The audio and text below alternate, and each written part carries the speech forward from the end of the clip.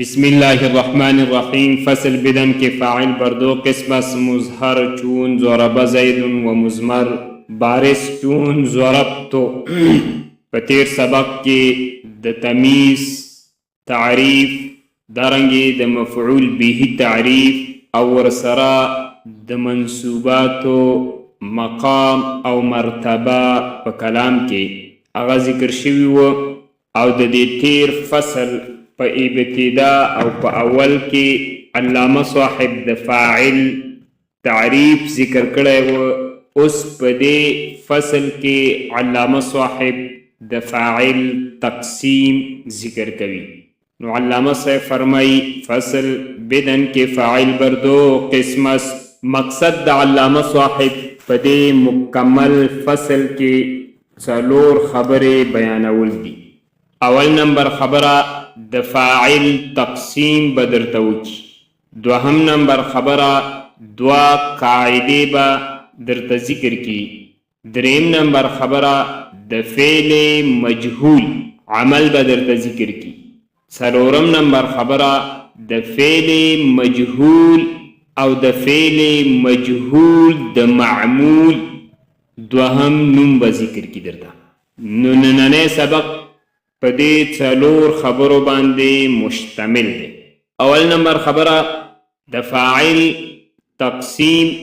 نو دا اول نمبر خبره علامه صاحب په دې عبارت سره ذکر کوي: بدن کې فاعل بر دو قسم است. علامه صاحب فرمایي چې فاعل دا په دو قسمه باندې دی. یو ته ویل کېږي مظهر او دوهم ته ویل کېږي مضمر. د مظهر ته اسم ظاهر هم ویل کېږي. مظهر یا اسم ظاهر د هغه فاعل ته وایي چې هغه ضمیر نه وي. مظهر د هغه فاعل ته ویل کېږي چې هغه څه نه وي، ضمیر نه وي. اسم ظاهر چې دی هغه فاعل واقع شوی وي، نو هغې ته مظهر ویل کېږي. او مضمر د هغې فاعل ته ویل کېږي چې ضمیر دا فاعل واقع شوی وي، چې ضمیر څه واقع شوی وي، فاعل. بیا دا مضمر دا بیا په دوه قسمه باندې دی. یو ته ویل کېږي بارز او دوهم ته ویل کېږي مستتر. ضمیر بارز دا هغې فاعل ته ویل کېږي چې هغه په الفاظو کې ښکاره ذکر وي، او مستتر دا بیا هغې ته ویل کېږي چې هغه په الفاظو کې ښکاره ذکر نه وي بلکې پټ وي.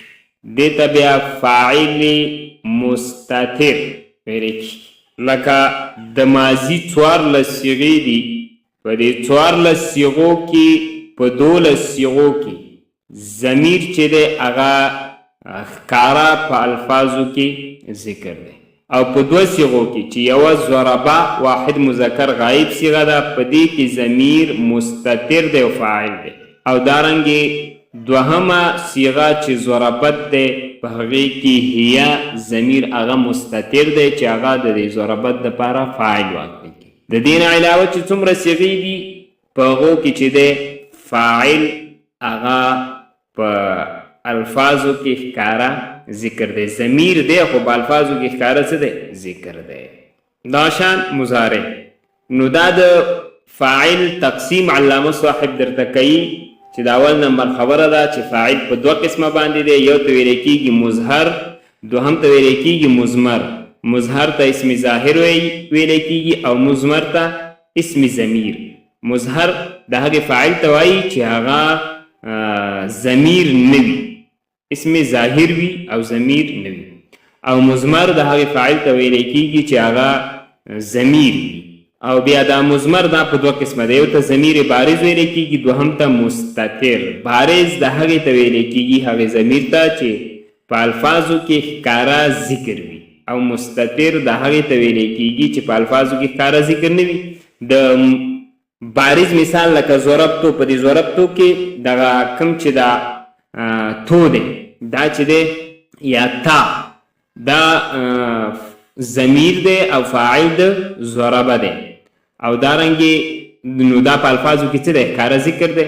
او دویم مستتر چې په الفاظو کې ښکاره ذکر نه وي لکه ضربه. ضربه کې چې دی هو هغه ضمیر دی او هغه د دې ضربه فاعل دی او پټ دی، پکې ښکاره په الفاظو کې ذکر نه دی.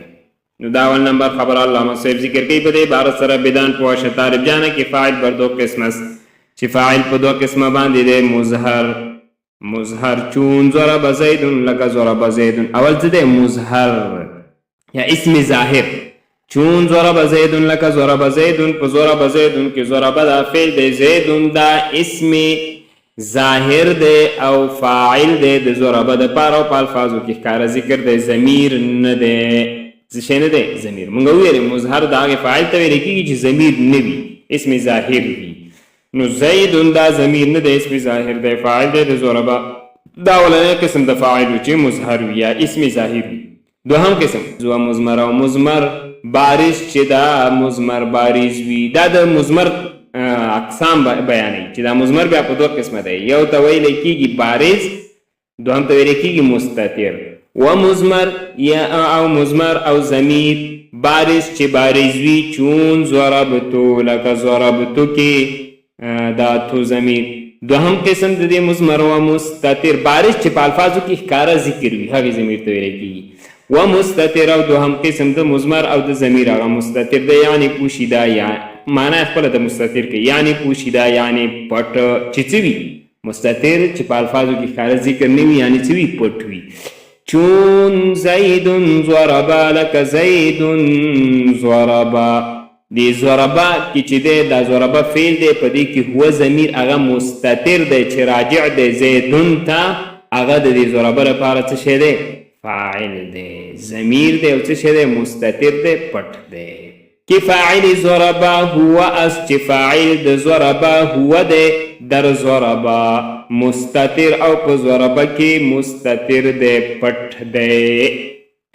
نو دا اول نمبر خبره چې فاعل په دوه قسمه دی، مظهر او مضمر. مظهر دا هغې دې ته مالې اسم ظاهر ویلی کېږي، د هغه اسم ته هغه فاعل ته وایي چې هغه وي دا اسم ظاهر وي یعنی ضمیر نه وي. او دوهم مضمر ته ضمیر هم وایي. مضمر یا ضمیر د هغې ته ویلی کېږي، هغې فاعل ته چې هغه وي دا ضمیر وي، اسم ظاهر نه وي. بیا دا ضمیر یا مضمر دا بیا په دوه قسمه دی، یو بارز دوهم مستتر. بارز چې په الفاظو کې ښکاره ذکر وي او مستتر چې په الفاظو کې ښکاره ذکر نه وي. دوهم نمبر خبره څه شی وه؟ د دوهم نمبر خبره وه چې دوه قاعدې به درته ذکر کي د فاعل د مذکر او مؤنث راوړلو باره کې.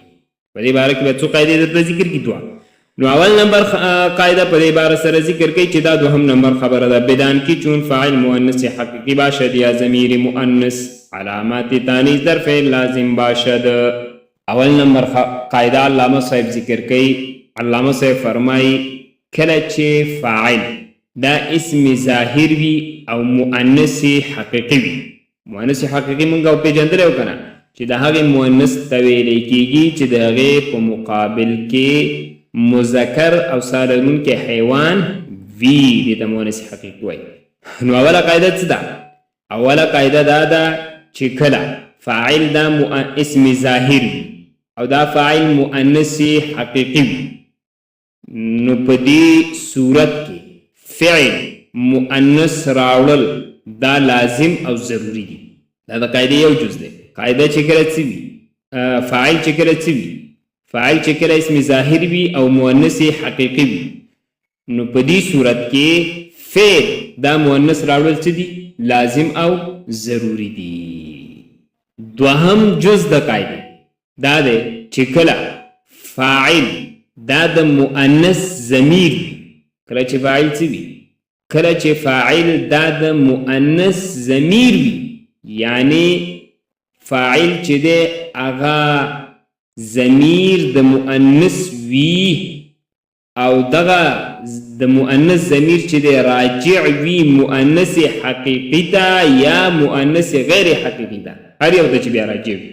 که مؤنث حقیقي ته راجع وي که مؤنث غیر حقیقي ته راجع وي، نو په دې صورت کې هم فعل دا مؤنث راوړل لازم او ضروري دي.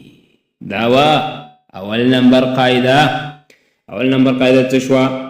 کله د قاعدې دو جزونه دي ګوره. اول جز دا چې کله فاعل دا اسم ظاهر وي، کله چې فاعل څه وي؟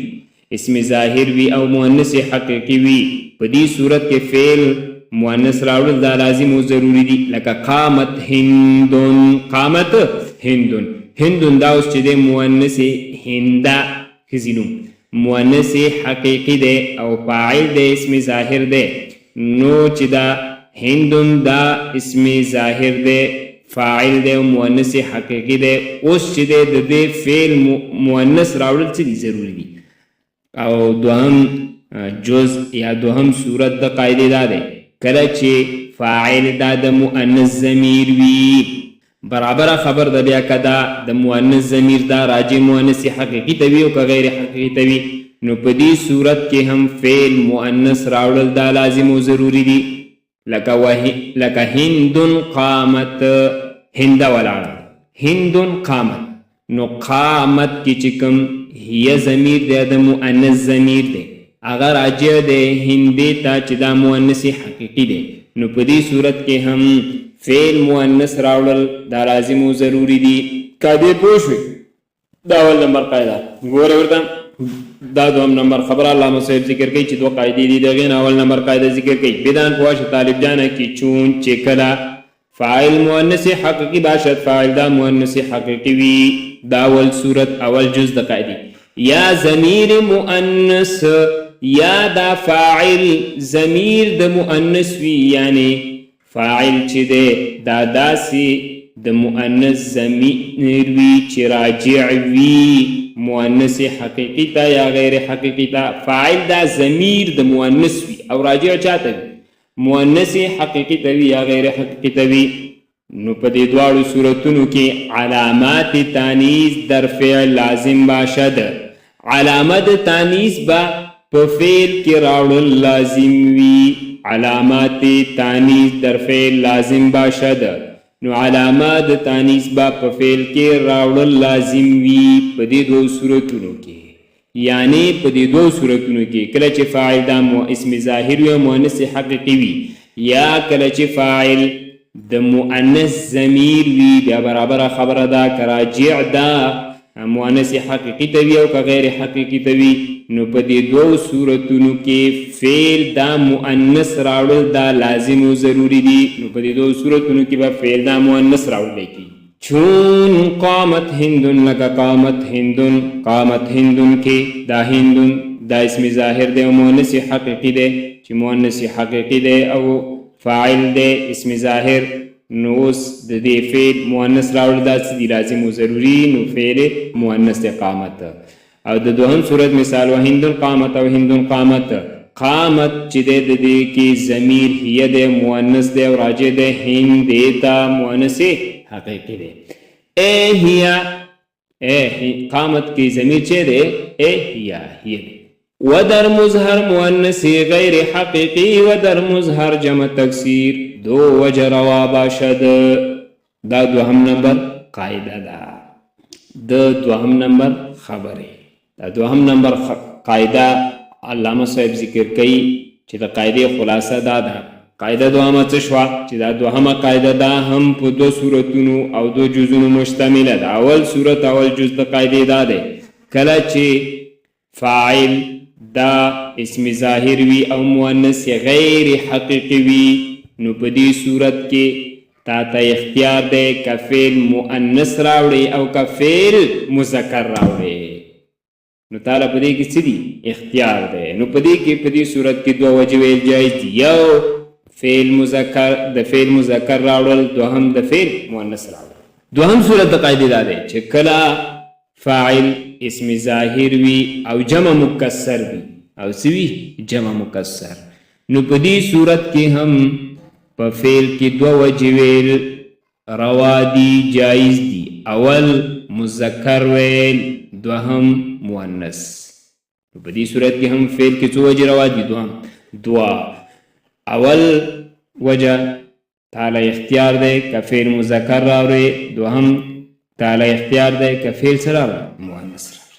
دا دوام نمبر قاعده علامه صاحب ذکر کوي په دې عبارت سره و در مظهر او کله چې فاعل اسم ظاهر وي مؤنث غیر حقیقي مؤنث غیر حقیقي و در مظهر او کله چې فاعل اسم ظاهر مؤنث غیر حقیقي مؤنث غیر حقیقي وي و در مظهر او کله چې فاعل اسم ظاهر جمع تکسیر جمع مکسر وي دو وجه روا باشد نو په دې صورت کې دو وجه روا باشد دو وجه روا دي څو وجه روا دي دوا په فعل کې دو وجه روا دي چون طلع الشمس لك طلع الشمس وطلعت الشمس او طلعت الشمس طلع الشمس فعل چې ده فاعل چې ده الشمس ده نو دا مؤنث غیر حقیقي ده نو د دې په فعل کې دو صورتونه ویل جایز دي مذکر راوړل هم جایز دي او د دې فعل مؤنث راوړل هم جایز دي نو د دوانو مثال ورکړی دی داول دا د مذکر مثال دی لکه طلع الشمس او دوم د مؤنث چې په کې فعل مؤنث دی او طلعت الشمس دا د کله چې فاعل اسم ظاهر مؤنث غیر حقیقي وي دغه مثالونه دا دواړه او کله چې فاعل اسم ظاهر او جمع مکسر وي دغه مثال لکه وقال الرجال وقالت الرجال وقال الرجال دیکي الرجال دا فاعل د اسم ظاهر د جمع مکسر دا نو چې جمع مکسر دا نو فعل کی تعالی اختیار ده که مذکر راوړي او که مؤنث نو اولنی مثال چې قال الرجال ده په دې کې فعل مذکر ده وقالت الرجال په دې کې فعل مؤنث راوړل شوی دا و دوام نمبر خبره چې دوه قاعده وي دریم نمبر خبر علامه صاحب ذکر کوي په دې عبارت سره چې قسم دوم مجهول بدان کې فعل مجهول دریم نمبر خبره څه شوی د فعل مجهول عمل نو دا دریم نمبر خبر علامه صاحب ذکر کوي په دې عبارت سره قسم دوم مجهول بدان کې فعل مجهول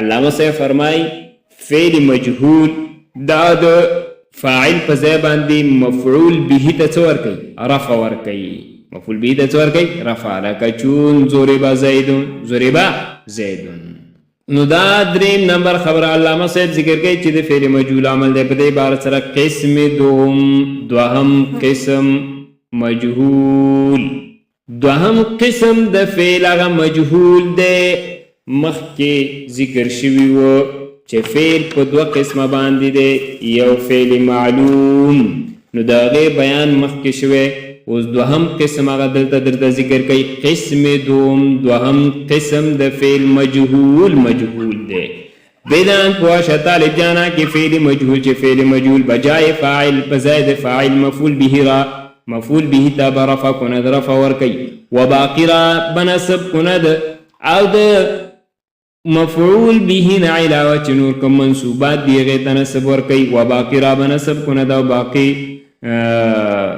منصوباتو ته نسب ورکی چون ضرب زیدون لکه ضرب زیدون یوم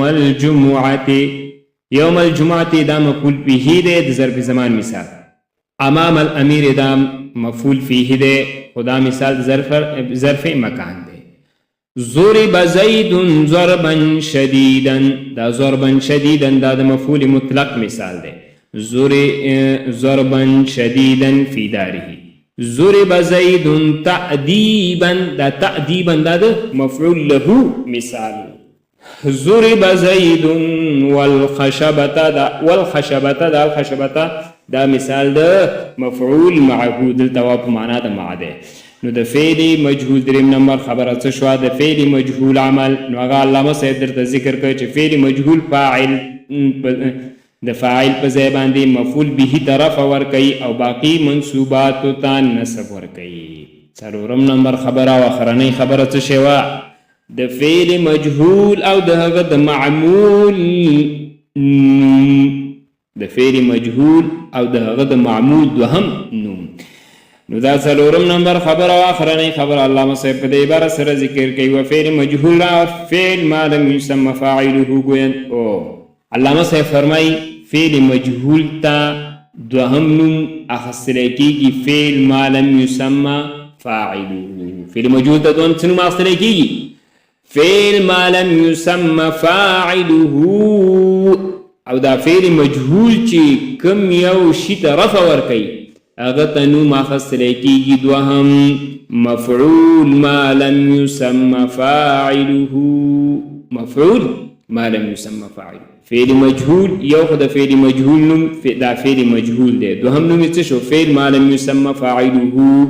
او کوم شي ته چې دا فعل مجهول رفع ورکوي هغه ته یو نوم اخلي نائب فاعل، یو نوم ورته څه اخلي؟ نائب فاعل. او دوهم نوم چې دلته علامه صاحب ذکر کړی دوهم نوم ورته اخلي مفعول ما لم يسمى فاعله. نو دا اخرانه او څلورم نمبر خبر علامه صاحب ذکر کوي فعل مجهول را او فعل مجهول ته فعل ما لم يسمى فاعله ګوین فعل ما لم يسمى فاعله ویل کېږي. ومرفوع شرا او کم شي ته چې دا فعل ما لم يسمى فاعله رفع ورکوي مفعول ما لم يسمى فاعله ګوین مفعول ما لم يسمى فاعله ویل کېږي. او کم شي ته چې ومرفوع شرا او کم شي ته چې دا رفع ورکوي دا فعل مجهول مفعول ما لم يسمى فاعله ګوین غیتا مفعول ما لم يسمى فاعله ویل کېږي. نو دا څلورم نمبر خبره او اخرنۍ خبره چې د فعل مجهول او د هغه د معمول دوهم نوم چې فعل مجهول ته دوهم نوم فعل ما لم يسمى فاعله وای او دا چې کوم شي ته رفع ورکوي هغه ته دوهم نوم اخیستلی کېږي مفعول ما لم يسمى فاعله، اولنی نوم یې دی نائب فاعل. نو نننی سبق په دې څلور خبرو باندې مشتمل. اول نمبر خبره د فاعل تقسیم چې فاعل په دوه قسمه دی مظهر او مضمر، دوهم نمبر خبره دوه قاعدې، او دریم نمبر خبره د فعل مجهول عمل، او څلورم نمبر خبره د فعل مجهول دوهم نون او دارنګه دغه د معمول دوهم